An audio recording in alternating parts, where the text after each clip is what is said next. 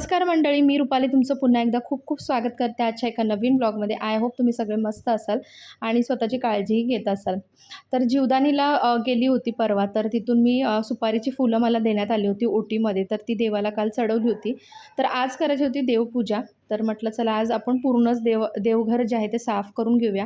आणि देवारा ज्याच्यावर ठेवतो ना आम्ही त्या कपाटावर, तर ते मागूनही थोडंसं धूळ झाली होती, कारण नवीन घरात येऊन आम्हाला ऑलमोस्ट 2 महिने झाले होते आणि देवारा आणूनसुद्धा 1-1.5 महिना झाला होता. सो त्यामुळे म्हटलं चला ते कपाटच काढून घेऊया आणि मागून स्वच्छ करून घेऊया, कारण आता नवरात्रसुद्धा आहे. 2 दिवसामध्ये नवरात्र चालू होणार आहे. तर व्यवस्थित असं स्वच्छ करून घेतलं, कारण झळमाटं वगैरे घरात राहिली नाही पाहिजेत. घर क्लिनिंगसुद्धा मला करायचं आहे, तर ते सुद्धा करून घेणार आहे. तर आजचा हा ना ब्लॉग मी कंबाईन ब्लॉग तुमच्यासोबत शेअर करत आहे. म्हणजे आजचा आणि उद्याचा असे 2 कंबाईन ब्लॉग मी तुमच्यासोबत शेअर करत आहे. तर इथे बघा कपाट जे आहे ते क्लीन करून झालं होतं आणि बरीचशी धूळ निघाली होती त्याच्या मागून.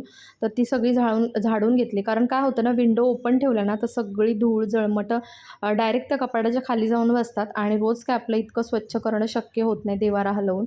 सो त्यामुळे ते राहून गेलं होतं. तर आज फायनली ते क्लीन केलेलं आहे. त्यानंतर इथे मला लागली होती भूक, तर मी मंदिर क्लीन केल्यानंतर बाजारात जाऊन आली होती. तर येताना अननस घेऊन आली होती आणि मला फेवरेट आहेत अननस, मला प्रचंड आवडतात.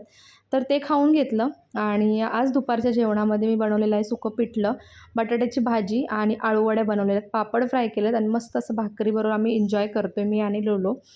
त्यानंतर इथे भाजी जी आणली होती ना दुपारी, तर म्हटलं ती काढून घ्यावी. तर इथे आळूवडीची पानं आणली होती आणि बारीकच पानं आणली होती, कारण ना मी काही दिवसांपूर्वी ना आळूवडी बनवली होती. तर ती पानं जी आहेत ना मिस्टरांनी म्हणजे ॲक्च्युली मिस्टरांना आणायला सांगितली होती भाजी, त्यावेळेला त्याने अशी छोटी पानं आणली होती आणि त्याच्या आळूवड्या ना इतक्या प्रचंड भारी लागत होत्या टेस्टला. त्यामुळे मी मुद्दामून आत्ता ना बारीकच पानं घेऊन आलेली आहेत छोटीशी, कारण नेहमी आपण मोठी पानं शोधतो पण त्यांना ना चव नसते. तर कोथिंबीरसुद्धा आणलेली आहे बरीचशी, कारण कोथिंबीर आता थोडी स्वस्त झालेली आहे, कारण कोथिंबीर वड्या ना खायच्या राहून गेल्या या सीझनमध्ये. सो आता इथं कोथिंबीर चिरून घेते आणि नंतर इथे बघा मी ना संध्याकाळी हे जे बॉक्स आहे तर तो मी तुमच्यासोबत शेअर केला होता. भुलेश्वर मार्केटमधून मी हा खरेदी करून आणला होता बॉक्स. तर म्हटलं आज फायनली त्याच्यामध्ये ना बँगल्सचं ते अरेंज करूया, कारण आता नवरात्रसुद्धा आहे तर या बँगल्सचा वगैरे वापर होईल. तर व्यवस्थित अरेंज करून ठेवल्या ना तर मला डेली त्या यूजही करता येतील व्यवस्थित नवरात्रामध्ये आणि शोधाशोध करावी लागणार नाही. तर अशा प्रकारे ह्या बँगल्स आहेत ना तर व्यवस्थित अशा लावून घेतलेल्या आहेत. बघा किती मस्त असं बॉक्स आहे, हा यूजफुल आहे. आणि यामध्ये ना माझ्या सगळ्या बँगल ज्या आहेत त्या राहिल्या व्यवस्थित अशा आणि मला प्रचंड आवडला. म्हणजे मला फायदा झाला हा बॉक्स घेऊन, कारण माझ्या बँगल्स अशा मिक्स मी ठेवायची किंवा कधी जरी व्यवस्थित अशा ठेवल्या ना तरी त्या मिक्स व्हायच्या. सो अशा प्रकारे अरेंज करून ठेवल्या ना तर त्या दिसतातही आपल्याला, विजेबल असतात की कोणत्या बँगल्स घ्यायच्या आहेत कोणत्या नाही.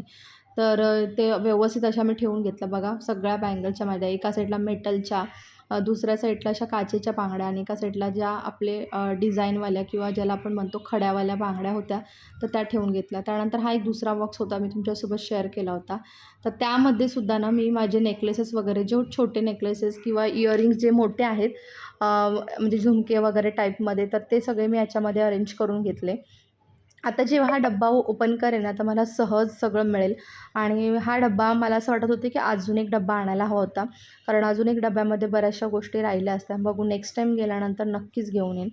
तर इथे माझ्या कोथिंबीर वड्या ज्या आहेत ना त्या बनवून झाल्या होत्या, तर आता त्या काढून घेते आणि मस्त अशा फ्राय करते. कारण मी थोड्याशा जाडच बनवल्यात, कारण खूप जास्त पातळ बनवल्या किंवा बारीक बनवलेल्या ना तर त्या एकदम चुरा होऊन जातो फ्राय करताना, आणि मी ते शॅलो फ्रायच करायला घेतलेल्या आहेत. तुम्ही डीप फ्रायसुद्धा करू शकता आणि त्या थोड्याशा मी ना डब्यामध्ये काढूनसुद्धा ठेवलेल्या आहेत, ज्या उद्या फ्राय करून आम्ही खाऊ शकतो. तर जेव्हा पण अशा गोष्टी बनवते ना थोड्या जास्त प्रमाणातच बनवते. तर संध्याकाळी आणि फुलं आणली होती, तर म्हटलं ती फुलंसुद्धा व्यवस्थित ठेवून घेऊया. तर आधी मी पिशवीतच फुलं ठेवायची, तर बऱ्यापैकी फुलं ती राहायची, पण खूप दिवस जास्त नाही चालायची. तर मग एक आयडिया आली मला की आपण असं डब्यात अरेंज करून ठेवूया. तर आता गेले 2-3 आठवडे ना मी फुलं अशा प्रकारे ठेवत आहे आणि व्यवस्थित राहतात. अगदी 10-10, 12-12 दिवस फुलं ना जशी आहे तशी राहतात. तर म्हटलं तुमच्यासोबतसुद्धा शेअर करावं. अशा प्रकारे खाली एक कागद आणि त्याच्यावरती मध्ये फुलं आणि परत अजून एक वरून पेपर टाकून घ्यायचं आहे आणि डब्बा बॉक्स जो काही असेल तुमचा तो बंद करून घ्यायचा. बघा किती छान फुलं राहतात. नक्की करून पहा आणि ही आयडिया कोणाकोणाला माहिती होती हे सुद्धा नक्की सांगा. त्यानंतर हा दुसऱ्या दिवशीचा व्लॉग आहे, ज्या दिवशी मी क्लिनिंग करायला घेतली होती आणि मुलांनासुद्धा सुट्टी होती स्कूलला. तर सकाळपासूनच क्लिनिंगला मी लागली होती. बघा इथं नोलो ना मला इथे हेल्प करत होता. त्याची लुडबुड असतेच माझ्यामध्ये. मग मी काय करते ना, तो पसारा काढून ठेवतो बऱ्यापैकी काम करताना ना, त्यामुळे मग तो पसारा काढू नये म्हणून त्याला मी कशाप्रकारे हँडल करते ना, की मी जे काही काम करत असते ना, तर त्याच्यामध्ये ना त्याची मदत घेते. त्याला मी सांगते की तू मला हेल्प कर वगैरे. तर मग अशा वेळेला काय होतं ना, त्याचा लक्ष जो आहे ना, तो माझ्याकडे केंद्रित होतो मला हेल्प करण्यामध्ये आणि त्यामुळे ना आपोआपच ते इकडे-तिकडे पसारा जास्त काढून ठेवत नाही. तर आता नवरात्र आहे, तर म्हटलं पडदे वगैरे चेंज करून घ्यावे. कारण बरेच दिवस झाले तर तेच पडदे यूज करत होते आणि हे जुनेच पडदे आहेत. इथे आल्यानंतर आम्ही कोणतेही नवीन पडदे वगैरे घेतलेले नाही आहेत. जुने जे पडदे होते त्याचाच मी यूज करत आहे. चाळीमध्ये दरवाजाला ह्या अशा प्रकारचे पडदे मी लावले होते. तुम्ही जर माझे रेग्युलर ब्लॉग पाहत असाल तर तुम्हाला समजेलच. तर तेच पडदे इथे लावून घेते आणि जे जुने पडदे आधीचे पडदे आहेत ते धुवायला टाकते. सर्फमध्ये व्यवस्थित असे ना सोक करून ठेवले की पडदे खूप छान निघतात आणि म्हटलं थोडीशी क्लिनिंगसुद्धा करून घ्यावी. कारण बऱ्यापैकी ना इथे काचा होत्या ना त्याच्यावरती धूळ जमा झाली होती, खराब झाल्या होत्या आणि जो मिशोवरनं मी ब्रश मागवला होता ना, तर त्याच्यानेच मी क्लिनिंग करून घेणार आहे. तर इथे माझे पडदे लावून झालेले आहेत. तर आता मी काचा ज्या आहेत त्या क्लीन करून घेते. कारण उद्या करत नाही, ह्या गोष्टी राहून जातात आणि आता लगेचच नवरात्र स्टार्ट होणार आहे. अगदी एकच दिवस राहिला त्याच्यामुळे मग हे क्लीन करायला घेतलेलं आहे मी. तर बघा इथे माझं ना व्यवस्थित असं ना ब्रशने ना क्लीन करून झालं आणि मला लास्ट टाईम ॲक्च्युली लक्षात नाही आलं गणपतीच्या वेळेला. तर यावेळेला मी फायनली तो ब्रश यूज करायला काढलेला आहे आणि याच्यासोबत 2 ब्रश जे आले होते ना, ते लोलोने तोडून टाकले. ठेवूनच न यूज करताच तोडून टाकले त्याने. आता हा एकच वाचला होता ब्रश, तर तो मी ठेवला असं काचा वगैरे साफ करण्यासाठी. कारण आपला हात सगळीकडे जात नाही वरती आणि वरती चढून पण शक्य होत नाही. तर इथे लोलोने सुद्धा कपडा घेतलेला आहे क्लिनिंग करण्यासाठी आणि तो मला अशा प्रकारे मदत करत असतो. म्हणजे एकंदरीत ना तो मला बाकीची कामं लावत नाही, तर ह्या कामामध्ये तो मदत करून त्याचं लक्ष जे आहे ना, ते इथे मी केंद्रित करून घेते. तर इथे बघा त्याला मी काय म्हटलं, "तू दरवाजा क्लीन कर, मी इथे काचा पुसते." कारण तो खूपच जास्त लुडबुड करत होता आणि पाणीही सांडवत होता. तर इथे दरवाजासुद्धा मी क्लीन करून घेतलेला आहे. कारण बरेच दिवस झाले तर दरवाजावर सुद्धा हात फिरला नव्हता. तर अशा प्रकारे माझी क्लिनिंग जी होती ना थोडीफार तर ती झालेली आहे आणि भांडी वगैरे जी होती ना तीसुद्धा मी घासून घेतली होती. काल सगळं किचन क्लीन करून घेतलं. त्यानंतर हा देवारा क्लीन केला होता मी, पण त्याचा जो बॉक्स आहे माझ्या खालचा ड्रॉवर तो क्लीन करायचा राहून गेला होता. सो तो सुद्धा क्लीन करून घेतला.